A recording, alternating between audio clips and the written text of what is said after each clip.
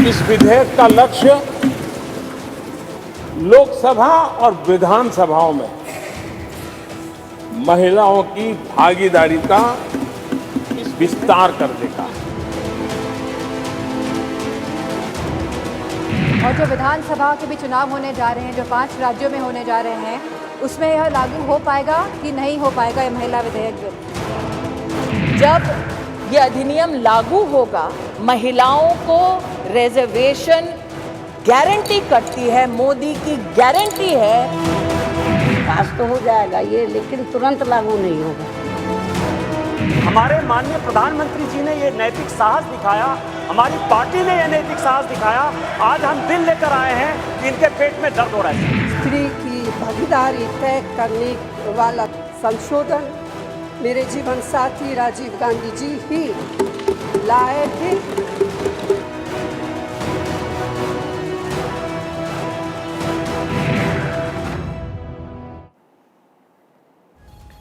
नमस्कार, आप देख रहे हैं प्योर पॉलिटिक्स, साथ में आपके शिखा ठाकुर। कल नई संसद भवन में प्रधानमंत्री मोदी ने एक नया इतिहास रचा है। नारी शक्ति वंदन विधेयक को पेश किया गया, जिसके बाद सिर्फ लोकसभा में ही नहीं बल्कि पूरे देश में इसको लेकर के चर्चाएं तेज हो गई। लेकिन लोग काफी कंफ्यूज भी इस बिल को लेकर हैं। इस बिल को लागू होने में कितना समय लगेगा, इसको लागू करने में अभी क्या क्या पेच बाकी है, इस बिल के पीछे चुनावी कनेक्शन क्या है और इस बिल का फाइनल रिजल्ट भी क्या होगा और क्या ये पंचायती चुनाव जैसा ही होगा, इन सभी सवालों के सीधे जवाबों को और इस पूरी सियासी तिकड़मबाजी को हम आपको समझाएंगे। आज के अपने इस खास शो प्योर पॉलिटिक्स में हमारे साथ अदिति नागर शर्मा इस वक्त जुड़ गई है, हमारी पॉलिटिकल एडिटर। लेकिन क्या कुछ हुआ है, सबसे पहले आपको ये सुनवाते हैं। क्या कुछ अहम सवाल है इससे जुड़ा हुआ, ये आप समझिए। सबसे पहला सवाल, महिला आरक्षण पर कौन फैला रहा है कंफ्यूजन? आखिर ये बिल कब तक लागू होगा और 33% आरक्षण का मतलब दरअसल होता क्या है? इस बिल को लागू करने में कितने पेच अभी भी बाकी और क्या CAA का जिन फिर से बाहर आने वाला है? महिलाओं का सशक्तिकरण या फिर ये बनेगी कोई सियासी मोहरा? ये तमाम अहम सवाल हैं जिसका जिक्र आज हम अपने इस खास कार्यक्रम में करने वाले हैं। अदिति हमारे साथ इस वक्त जुड़ गई हैं।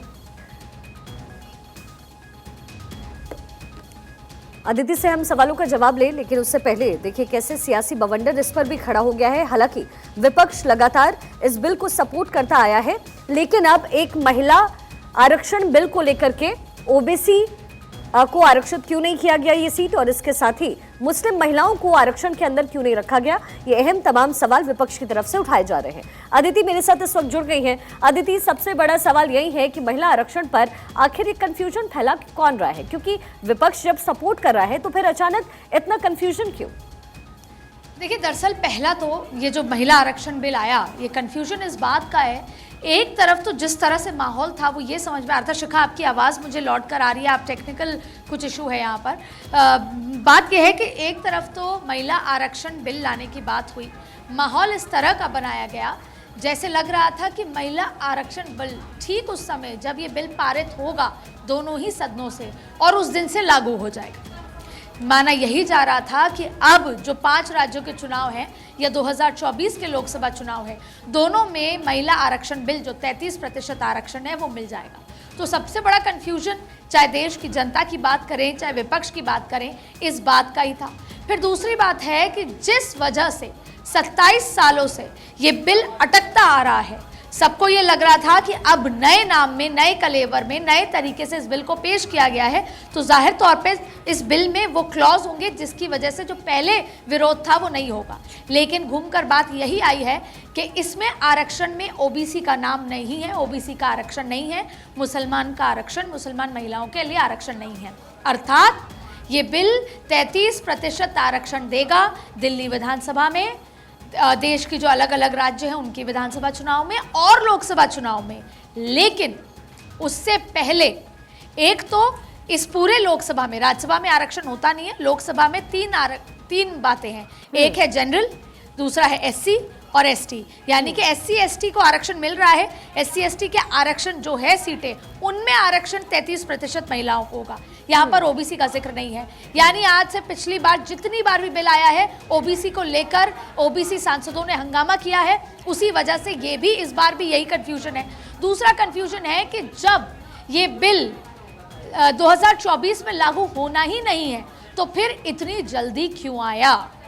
ये एक बड़ा सवाल है जिसको लेकर कंफ्यूजन फैला हुआ है और अलग अलग लोग अलग अलग बात कर रहे हैं। बिल को ढंग से पढ़ने की जरूरत है, ढंग से पढ़ने की जरूरत है, तभी जानकारी मिलेगी। और इसलिए अदिति, कल मैं और आप भी प्योर पॉलिटिक्स में इसी बात को डिस्कस भी कर रहे थे।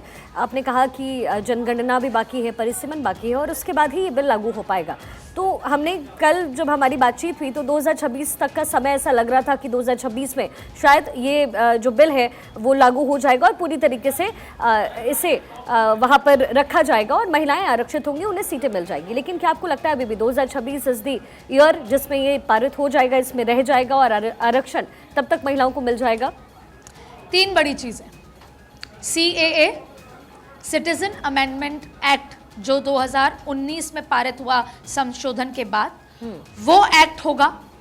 उसके लिए कमेटी बिठाई गई थी। ये बहुत बेहतर तरीके से समझने की ज़रूरत है।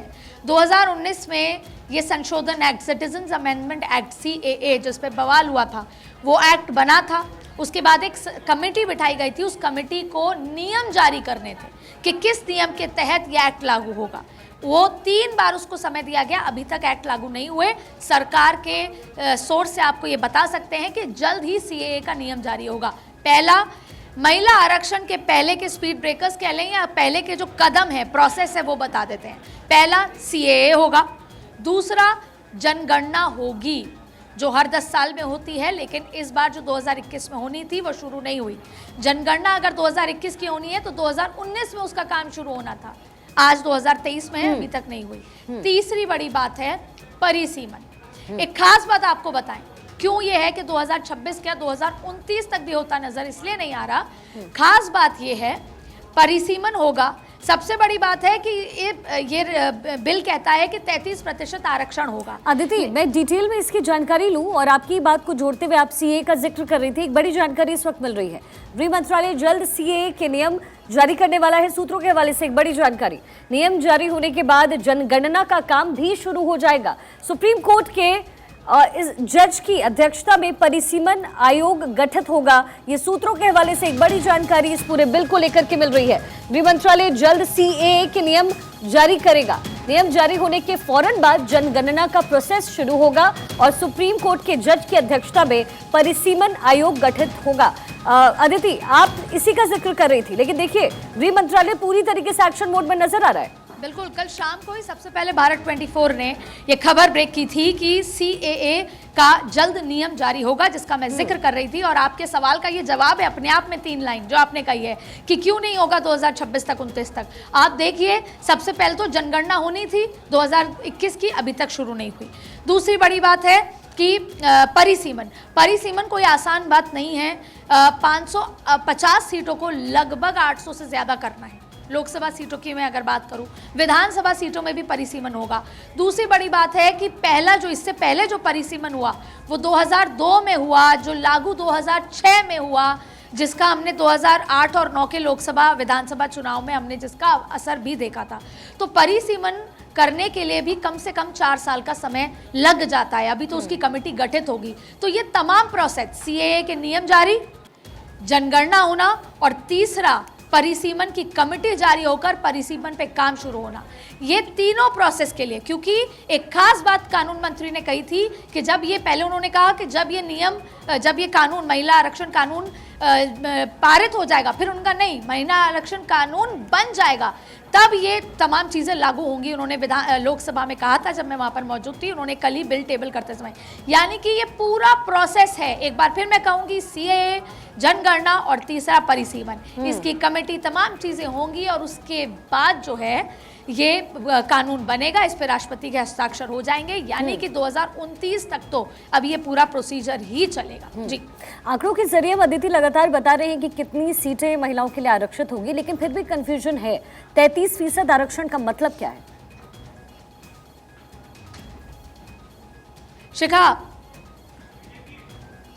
अदिति, आप तक आवाज पहुंच रही है? बिल्कुल, आपका सवाल था कि 33% आरक्षण का मतलब क्या है। इसको बहुत बेहतर तरीके से समझना पड़ेगा। जब ये सरकार गिरी थी, केंद्र में सरकार थी और लगातार पिछले 27 सालों से इसका जिक्र होता है तो इलेक्शन कमीशन से एक सवाल पूछा गया, इलेक्शन कमीशन से उनकी राय पूछी गई, तब MS गिल ने ये एक अपनी रिपोर्ट दी। उसके बाद ही मनमोहन सिंह ने 2008 में ये संशोधन वाला बिल, महिला आरक्षण बिल रखा 33%। अब 33% आरक्षण क्या है ये समझना होगा, क्योंकि पूरे दिल्ली विधानसभा, सारे राज्यों के विधानसभा और लोकसभा में आरक्षण लगेगा। अब एग्जाम्पल के तौर पे हम आपको बताएं, पहली बात तो महिलाओं का अगर वोट शेयर में भागीदारी ज्यादा है तो फिर नियम नीति निर्धारण में भी भागीदारी ज्यादा हो, उस उद्देश्य से इस बिल को बनाया गया है। क्योंकि लेटेस्ट, वैसे तो अगर हम सेंसस की बात करें उस हिसाब से 100 आदमियों में 943 महिलाएं हैं, लेकिन जब 2021 में एक रिपोर्ट आई, फैमिली हेल्थ रिपोर्ट, उसके हिसाब से माफ कीजिएगा 1000 आदमियों में 1023 महिलाएं हैं, यानी महिलाओं का अनुपात ज्यादा है, इसीलिए उनको एक मेजर उसमें लाने की जरूरत है।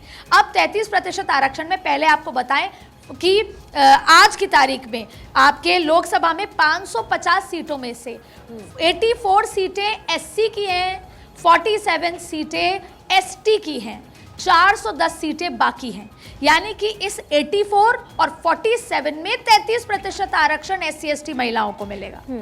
एक बार मैं आपको फिर बताना चाहूंगी, MS गिल की वो जो इलेक्शन कमीशन की रिपोर्ट में सिफारिश थी कि अगर आप 33% आरक्षण देना चाहते हैं तो 33% परिसीमन के लिहाज से 33% सीटें बढ़ानी होंगी।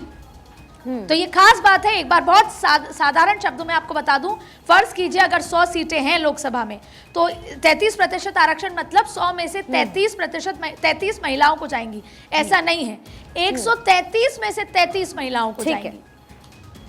ठीक है अदिति, AIMIM चीफ असदुद्दीन ओवैसी ने इस बिल का विरोध किया है, क्या कुछ कह रहे हैं एक बार सुना देते। This Modi government wants increased representation for Savarna women. They don't want representation for OBC women and for Muslim women, sir. 690 women MPs have been elected till the 17th Lok Sabha, and out of this 690, only 25 have come from the Muslim community. In 57, 62, 91, 99, there has been no Muslim woman got elected. Aditi, bill की चाह सबको थी, लेकिन ओवैसी कह रहे हैं कि ये मुस्लिम महिला विरोधी बिल है।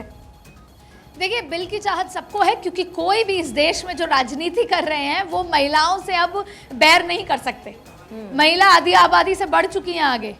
अब उनका ये जो कि नीति निर्धारण में रहे, आगे मुख्य स्तर पर रहे, तमाम चीज़ें हैं।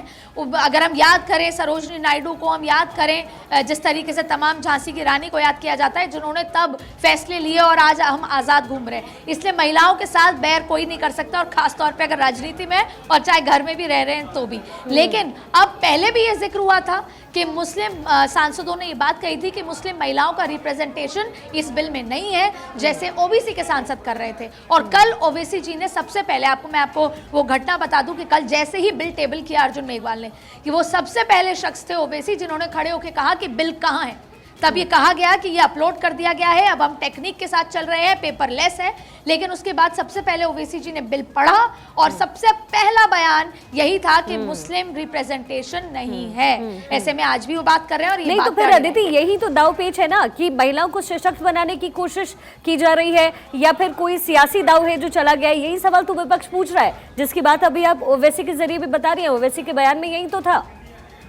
बिल्कुल, और यही वजह है कि महिला आरक्षण बिल पक्ष और विपक्ष दोनों ही साथ हैं, लेकिन फिर वही रोड़े हैं कि ओबीसी का आरक्षण नहीं है, मुस्लिम आरक्षण नहीं है, और ये सिर्फ चुनावी जुमला है, तमाम चीजें हैं। अंततः बात ये है, अगर हम बहुत ही प्रैक्टिकल समझें, पहला ये बहुत अच्छा कदम है। अगर जेन्युइनली जेंडर इक्वालिटी की बात भारत करता है और ये कदम उठाया जाता है तो ये देश में जेन्युइन जेंडर इक्वालिटी को लाएगा। लेकिन क्या ये अभी होगा? नहीं, ये 2029 तक संभवतः हो सकता है, नहीं तो आगे भी खिंच सकता है। तीसरी बात है कि इस पर राजनीति चलेगी, इस पर राजनीति इन 5 राज्यों के चुनाव में भी चलेगी। बीजेपी ये कहती रहेगी कि हम महिलाओं के लिए आरक्षण लाए, और विपक्ष ये कहता रहेगा कि इनकी नीयत नहीं है, क्योंकि ये ओबीसी से लेकर तमाम चीज़ों पर करते रहेंगे। ऐसे में ये केवल एक राजनीति का जुमला बन के रह जाएगा। असली आरक्षण, असली जेंडर इक्वालिटी 2029 के बाद मिलती शायद नजर आ रही है। लेकिन अगर इन टोटलिटी हम बात करें अदिति, तो अभी अब कितना और वक्त, क्योंकि यही विपक्ष भी कह रहा है, लेकिन बात जो अभी सामने निकल कर आई कि गृह मंत्रालय पूरी तरीके से एक्शन मोड में है इस पूरे मामले को लेकर, तो क्या ऐसा लगता है कि सरकार इसे जल्द निपटाना चाहती है और जल्द बिल टेबल होने के साथ साथ महिलाओं को सीट आरक्षित करने की कोशिश सरकार की तरफ से की जाएगी, यानी सिर्फ चुनावी जुमला नहीं होगा? देखिए, क्योंकि it is a process, this bill has the whole process to go through. और दूसरी बात है, मैं आपको बता दूं, अभी शाम को 7 बजे 7 घंटे का समय दिया गया है, बहुत आसानी से लोकसभा में ये बिल आज पारित हो जाएगा। कल भरतपुर, नोएडा, दिल्ली के आसपास के जुड़े हुए इलाकों के तमाम लोगों को, तमाम सांसदों को ये कहा भी गया है जेपी नड्डा ने, और वो अपने स्वेच्छा से भी जो वहाँ की जो महिला हैं उनको लेकर आएंगे, जो प्रधानमंत्री को धन्यवाद देंगी कि लोकसभा में ये बिल पास हो गया। 2 दिन का समय और बचा है, कोशिश की जाएगी कि राज्यसभा में भी इस बिल को पास कर दिया जाए। ऐसे में ये बिल पास हो जाएगा, उसके बाद इसके प्रोसेस में लगभग 3 से 4 साल लगेंगे। तो सही मायने में 2024 में ये बिल लागू नहीं हो सकता, ये बिल 2029 तक लागू होगा। अब भारतीय जनता पार्टी ये कहेगी कि कम से कम हमारी मंशा तो है इस बिल लाने की, और इसका कॉन्स्टिट्यूशनल प्रोसीजर इतना लंबा है कि इतना समय लगेगा और लोगों को एक्सेप्ट करना पड़ेगा। अब विपक्ष इसमें राजनीति कैसे करता है, आने वाला वक्त बताएगा। ठीक है अदिति, बने रहिएगा मेरे साथ। इसी बीच एक बड़ी खबर मिल रही है, क्या संसद में